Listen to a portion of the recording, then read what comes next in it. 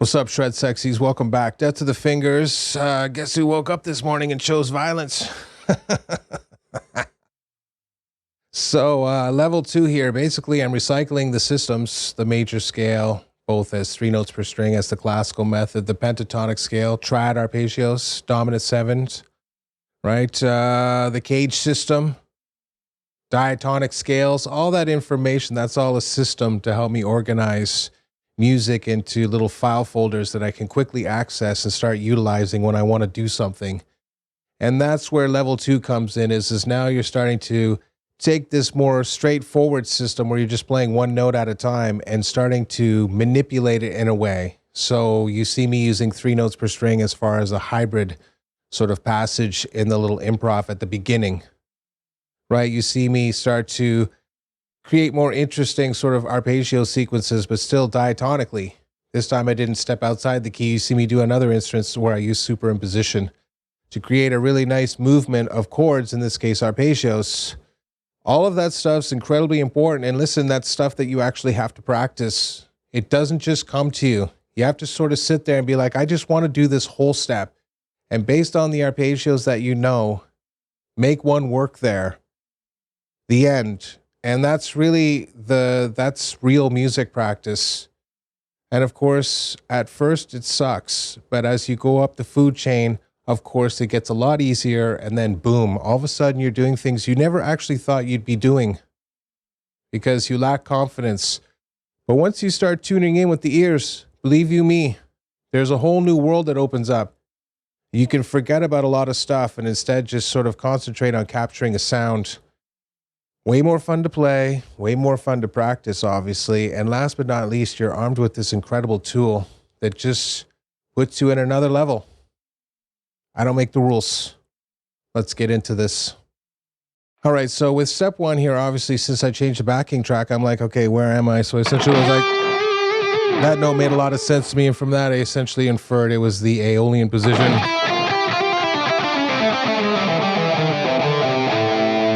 If it's A minor, that makes C major essentially the parent scale.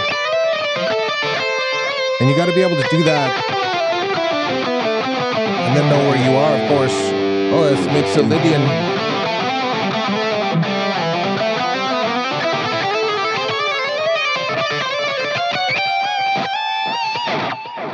That right there is probably the most important thing where you're landing on a note. Essentially, start on the low E string if you're not very comfortable. Get comfortable with the idea. You're like, that it sounds like it's at rest with the music I'm playing with. And then, of course, moving down a minor third to get to its relative minor. There's the major, there's the minor. There's the major, there's the minor. Right? It's always the same distance. Oh, A major's relative minor is F sharp minor. That right there is incredibly important. And then, of course, you're like, that's 6, 7, 1, 2, 3, 4, 5, 6. And then you're off to the races, of course, because now you know each position. And in this case, the C major and A minor. And that right there is half the battle. So don't skip over that part. Ever. Always reinforce it. Look for this note.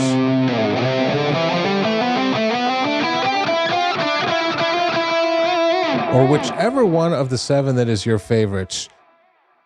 Train yourself to be like, I can hear this sound against any backing track. At any point in time in the backing track, they change to a different key or do something fancy. I'm moving with them. That is a skill. You have to learn it. Okay, done. So the first thing is of course, I'm now using the A minor and the C major pentatonic systems. And of course, and essentially I put them together, right? So I do a group of 4 on the E and the A, of course, climbing up again.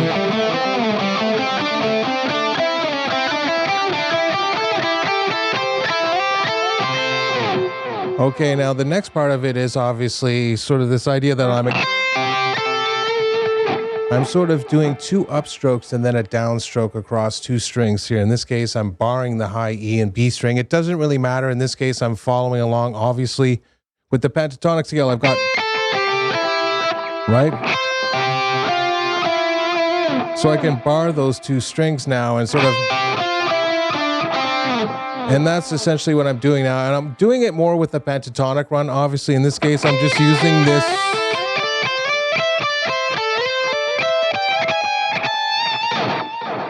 I'm using that system right there to basically figure out where I can bar my finger and then just use one of the other notes to essentially play on the B string, right? So I've kind of got this.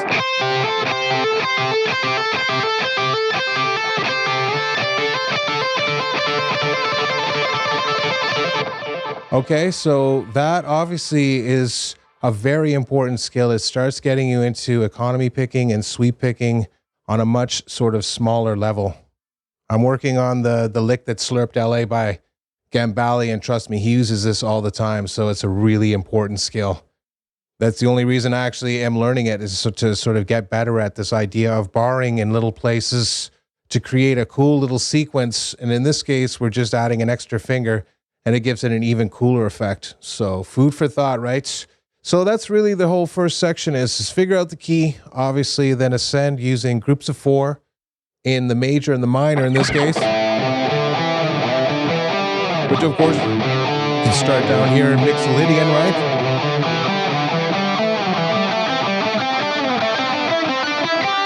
Right, or you can do any of the two. You can just go from one if you feel brave and then jump to the other string and start inserting a different one that would start farther up. That's an even more insane one.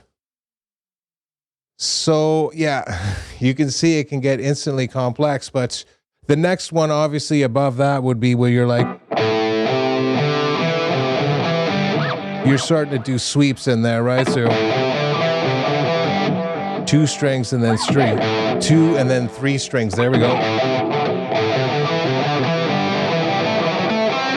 I can't do it very well yet, so that's another one, sort of like to take it up a level. And trust me, once you get at that part there, you're just like, whoo, that's hard. So I'm not going to show you that. Instead, concentrate on just seeing both of these systems. That's actually the first level, right? So you can see each one of the contours of these scale shapes.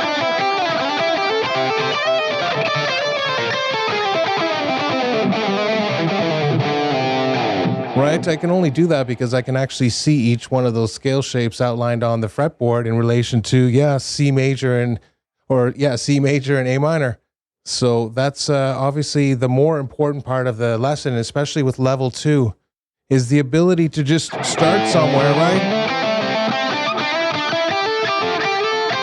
You're like, I'm in the Dorian position there. Well, that's Phrygian. Oh, Mixolydian. Into Aeolian again, okay? So it's up to you. If you want to do that, that has to be baked into the cake. Doesn't matter how good your technique is. If you can't think like a musician and be able to shift through the positions and be like, this is where I'm at, then you can't use the more sophisticated functions of music to sort of really take your music to the next level. So that's part 1. Let's get into part 2.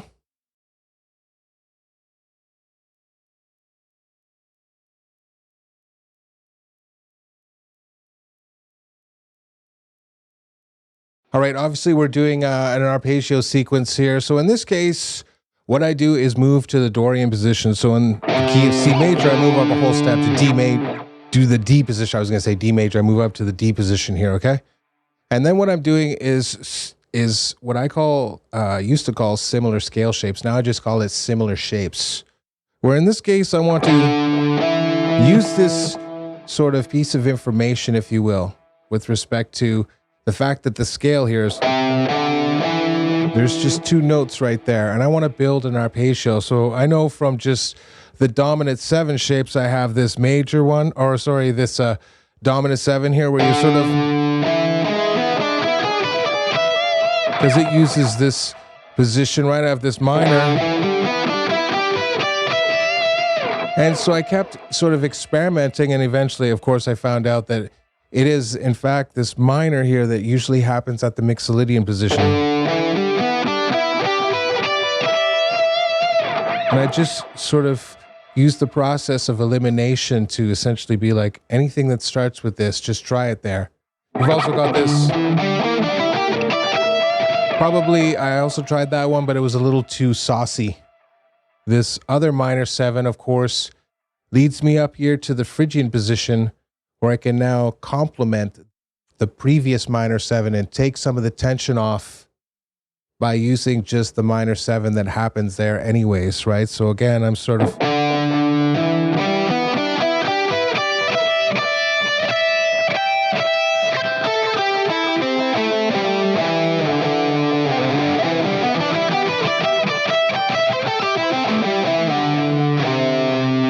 Of course, just sliding all the way down there to end in the major. You see, I'm listening for this sequence of sounds, if you will, how one moves to the other. Is it boring and predictable, like you've heard that a couple hundred times? Or does it actually sort of be like, yeah, that's pretty interesting, actually. I haven't really heard it like that. And obviously, if you're playing it your own way, no one will have. So that's really the thing, is you're sort of sitting there, again, training your ear. That sounds like a little musical chunk, right? It's a little, it's a phrase. It's a motif, if you will. I could put that in a song and people would be like, yeah, that's nice. You ever heard waltzes and stuff where they have these kind of like stately sort of melodies floating around? It sort of feels like that, like this little sort of arpeggio fragment. And that's all I've done there. And of course, if they're doing it from 250 years ago and we're still doing it today, good idea. So you should do it too. But you got to practice it. You can't sit there and be like, oh, show me. First, you learn all the systems. And that's got to be job number one. And then when you're like, okay, well, now what? Then you're like, put them together in ways. I'm at the second degree here of this major scale. That's Dorian. Arpeggio doesn't really belong there. But I was like, constrain myself. And that's the lesson with respect to level 2. Now all of a sudden you're starting to see that you can put a constriction on something that you're doing and then try to conform another piece of information you already know. You're like, okay, I've got this as an arpeggio. You're like, it sounds great. And then you're like, I can go up here. Play the major and you're like, no, that does not sound good. But then you're like, oh, but I have the minor here. Oh, if I move down to this note, it sounds awesome. Right? So there's all three of the elements. That's the practice exercise, not just basically playing essentially these weird arpeggios all over the place.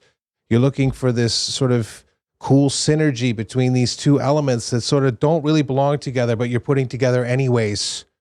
And that's the magic. So I can't stress it enough. Right? And of course, I just complement it one more time by doing the major 7, if you will, in a sequence.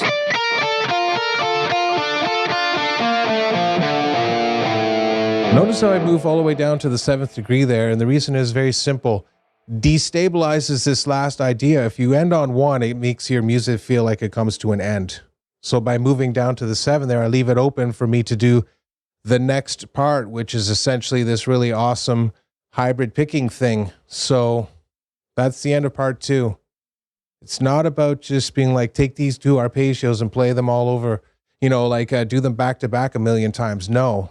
Instead, look for 2 arpeggios that are complementary to each other and start messing around and putting constrictions on yourself and be like, I can't go like this. Which is the normal sort of like opening, if you will, for the Dorian position. Instead, go to just a whole step and be like, which ones can I play there? And of course, is it this one? Is it this one? Or is it this one? You see what I'm saying? And once you start doing stuff like that, you'll be like, okay, another way of training my ear to hear an even more subtle undercurrent with respect to how I play music. By having cool lines like that, it perks people's interest into what you're doing because they're like, I haven't actually really heard anybody doing that. Or it sounds like this guitar amazing person, whatever it is. That's a hallmark of a really killer player. Let's get into part 3. All right, in part 3 here, essentially, we're using 3 notes per string, and that's the system. I'm starting off in Locrian there, B Locrian, of course.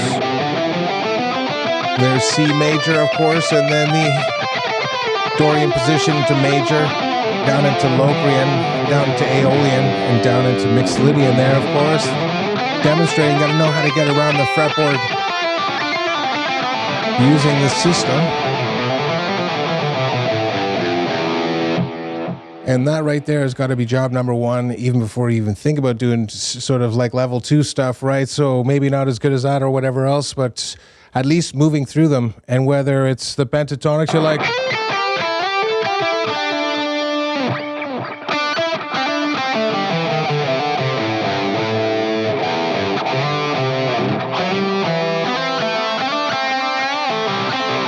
And then you're like 3 notes per string.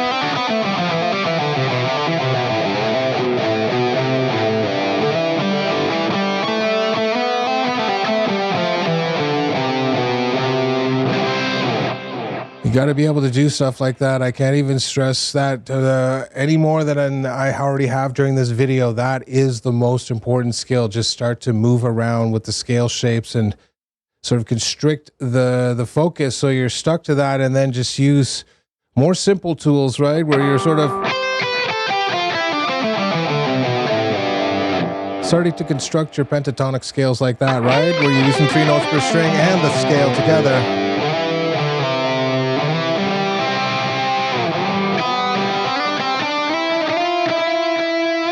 You get that more sort of like, you know, organic feel.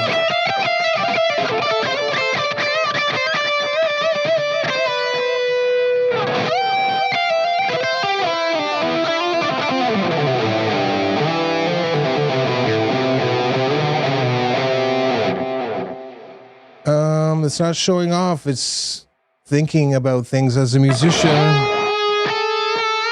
That's a different vibe, right?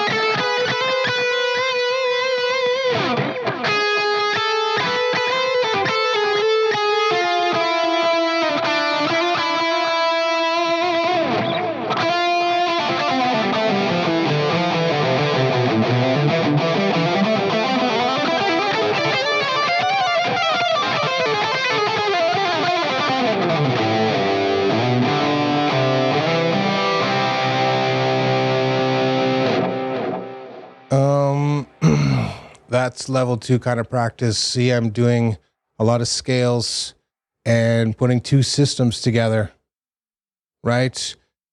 And of course, I did it with the scale stuff. And in this case, I'm doing the hybrid stuff, right? So I'm taking the scale and I'm building the interval structure, right? They're 4th, they're 5th, 6th, 7th, octave. Which one's that? Oh, what position am I in? Oh, that's Phrygian. That leads me to this arpeggio.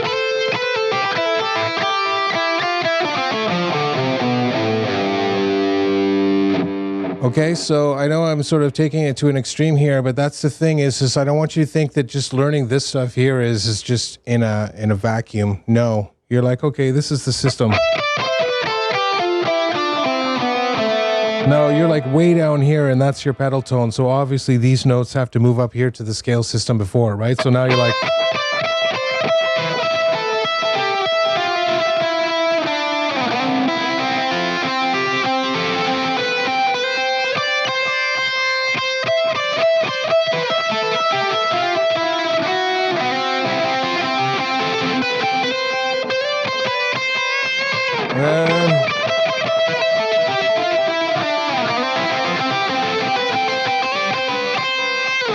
Right, so it starts off slow, and listen, yeah, I make the mistakes all the time and stuff like that. It's no big deal. That's what practice is all about. And even when you're playing live, you're going to make mistakes. So just keep working towards not making mistakes rather than worrying about the fact that you're going to make mistakes anyways. Circular logic, no good.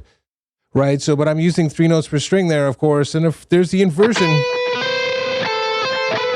right, in this case, I'm doing 4s and then the 5ths, right? Then the 6ths and the 7ths. In this case here, I'm inverting that to the 2nds, right?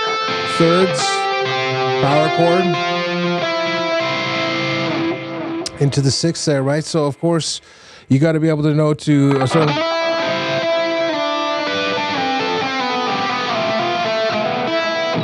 be able to keep going down the scale and stuff like that using that interval structure, which is just another thing that I use in it. So you see me use all 3 methods. In this case, where the pedal tone is with my pinky and another with my first finger, right? I'm still using the same scale system, right? I'm not changing that. I'm just going... I'm actually even using the exact same notes, right? In this case, I use this little beginning piece in the other one. Now I can start to go off with just the two notes because it's going to give me every opposite one. So choose, but obviously doing this one is a little bit trickier with that big stretch there, right? So I think I'm going to leave it there because honestly, you know, it's going to be difficult to just play that lick, and instead start with something simple. Maybe you have the pentatonic scale.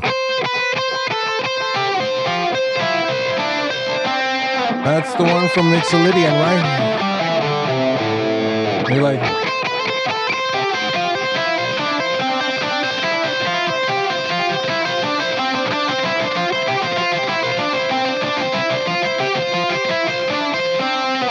And just go slowly and try to keep up a rhythm and get some stamina going and whatnot, and just keep doing things like that. You're like, oh, what's the next one?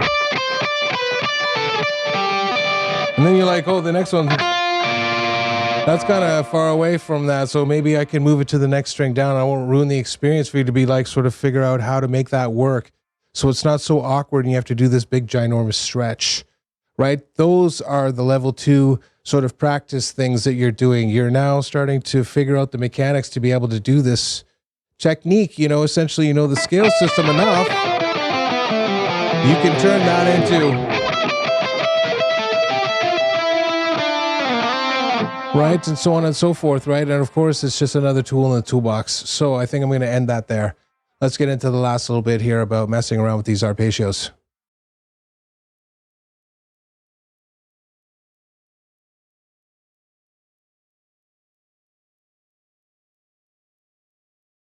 All right, in this last part here, we're just doing the standard arpeggio progression again, starting at the 6th degree. I'm using minor 7 flat 5. It's inherent to the key there. Right, essentially the 3rd inversion, right? And I'm moving down to the root inversion of dominant 7, in this case G7, right? Starting in the Mixolydian position. Then I'm converting this Lydian major triad. I'm embellishing it. I'm building it up to create major 7 raised to 11. Right, and of course, then I'm just jumping into 3 notes per string. And the pentatonic scale if you want to. Right, and then from there, of course, what I start to do is, sorry, I got a little sidetracked there, right? I'm using the 2 notes per string system to do 3 octaves arpeggios, right? So I'm in this major position, right? Wow, a little bit of a brain fart there. It looks like I'm getting old. So I started off with this major 7 here. I'm like, there's this connecting note here. I've talked about it many times. Right, so I'm using that. Oh, you see that little spot there allows me to do this pivot to make my music idea come to a close. And since this major 7 is sort of tension filled, right? In a nice way, this gives me the perfect opportunity to just pivot off and basically end in the major scale in this case, right? And there it is. That's really the long and short of it. It doesn't actually get that complicated. I'm taking actually 2 arpeggio systems. In this case, this 6-string system.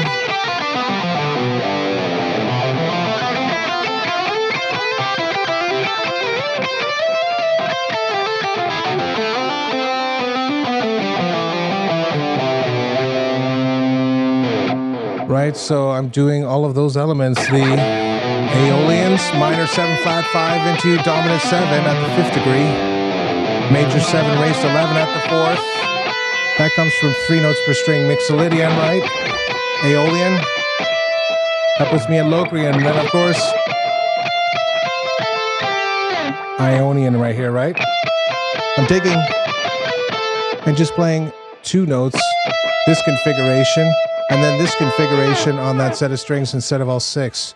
I'm only doing 4, so I omit 2, right? And then I can just slide down this whole step, and then it sets me up again. Of course, I can just jump back into that.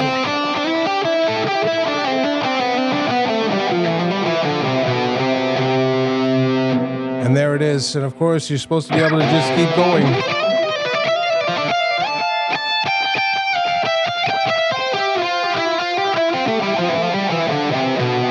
And that's really the level 2 stuff. You're going to keep going.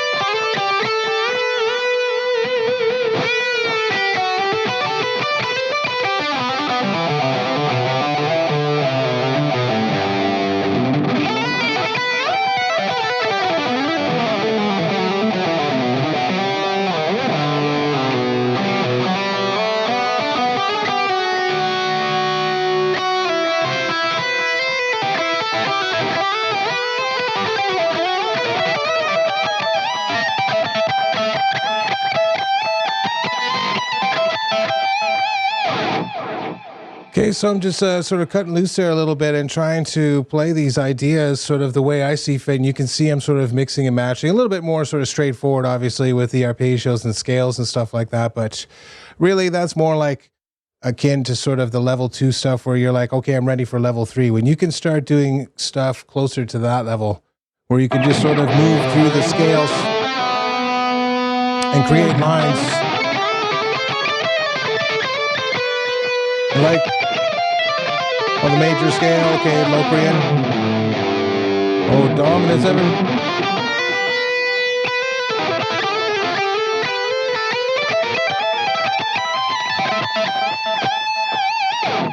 That's when you know you're ready to start to go to level 3, where you're like doing much more shreddier ideas and you're starting to do more exotic stuff like tapping and using more exotic scales like the harmonic and melodic minor.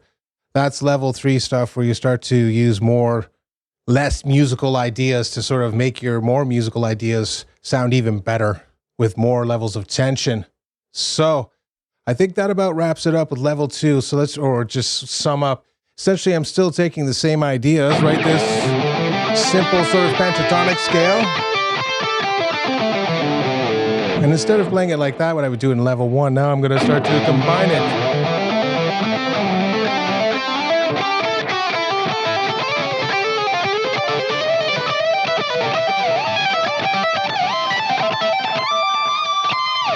Okay, stuff like that. Again, you're starting to see that, yeah, I'm doing it a lot faster kind of situation. But again, that's what you're looking for. You're not doing anything really, cerebral, if you will, with respect to the notes. But it doesn't matter. The thing is to get good at just moving between these systems individually and then moving in and out as necessary. You're like, okay, there's this pentatonic scale. And then I'm into the mixolydian position. Oh, look, there's the classical method, again, 3 notes per string, and I keep going right with chromaticism.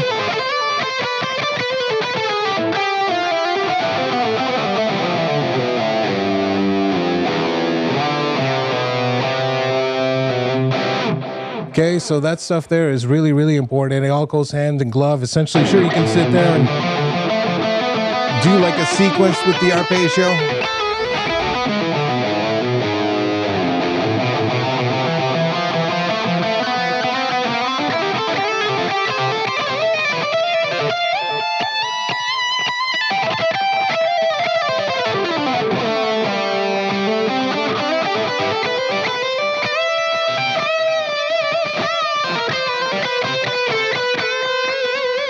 But that's going to be a lot more useful to you in the long run when you're basically moving through things using 3 notes per string, using the pentatonic systems, and then, of course, using these sort of arpeggio sequences. Again, knowing the dominant 7 variants and the triads, that's a lot of work, right? You're starting off, you're like, okay, in the A here, I've got this minor, but I've also got first inversion major. Yes, true thing. And you got like this minor 7 flat 5. And of course, you're like, you got this substitution from Phrygian, of course, the minor 7 diminished. Okay, now notice, what was that, 6? And then be able to choose the appropriate one at the instant that you're hearing the backing track and just be like, do that. That's what you're working on at level 2. Okay, so not only do you know all those shapes, but you're starting to think about listening to what it is coming in and then playing the appropriate thing in response, right? You might go like,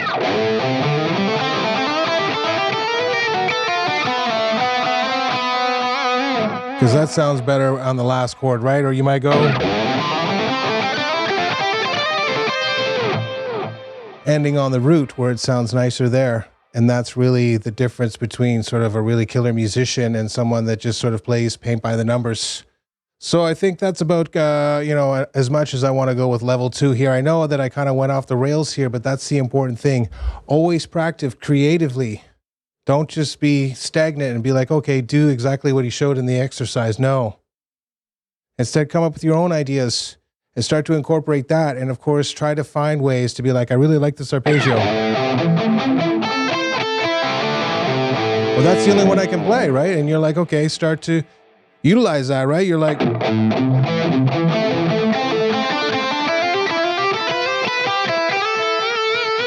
see, big difference there. You're using that arpeggio and the minor pentatonic scale and 3 notes per string. This.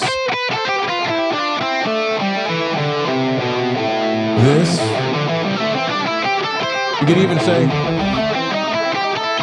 or the one down here too. Whoops, missed it there, but right, you can use all of those systems, if you will, interchangeably, of course, to just basically accomplish the goal that you're looking for. You got superposition, of course,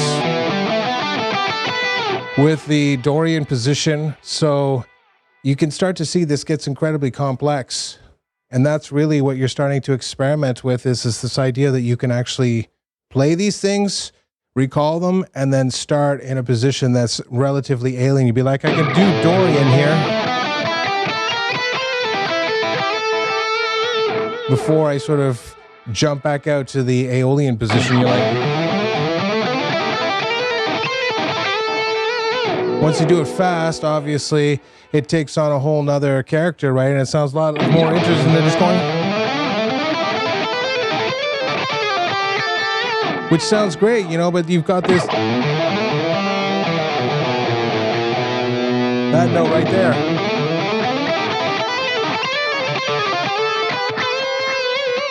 Again, don't ever forget to keep doing those, the bends.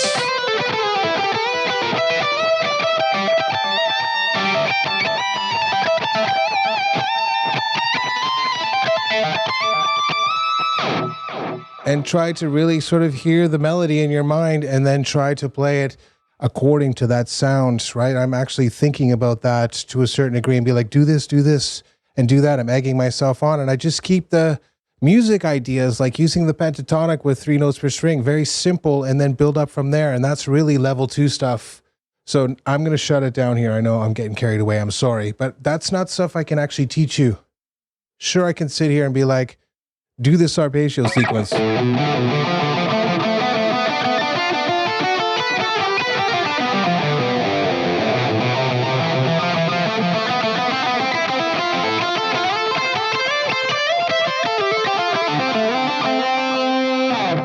But the deeper sort of message there is do those things with scale systems and arpeggios that you're good at. And do exactly the same thing. Instead, in your case, you're like,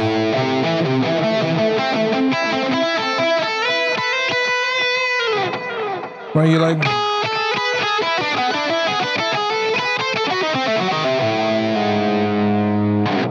totally different vibe, right? Because that's more what you're into. And so that should sort of take precedent rather than the one that I showed you. That's level 2. No more books, no more, you know, training wheels. You come up with the ideas and then mix and match them according to your skill level, looking to acquire higher ones to effectively achieve that goal. You're your own motivating force. You're a myrmidon. You're a lion, right? What, 50 men will take the beaches of Troy? Yeah, of course. These people just didn't care. They're like, I want to live forever. Okay, there it is. You got to have the same mindset to be like, I have to rise to the challenge and, you know, and hopefully surpass it. And once you start thinking like that, you'll start playing like that. Once you start playing like that, everything else just starts improving. But those first 1,000 steps, let me tell you, man, they're the hardest. But if you stick with it, You will be successful. I'm doing it. You can do it too. Anyone can do this.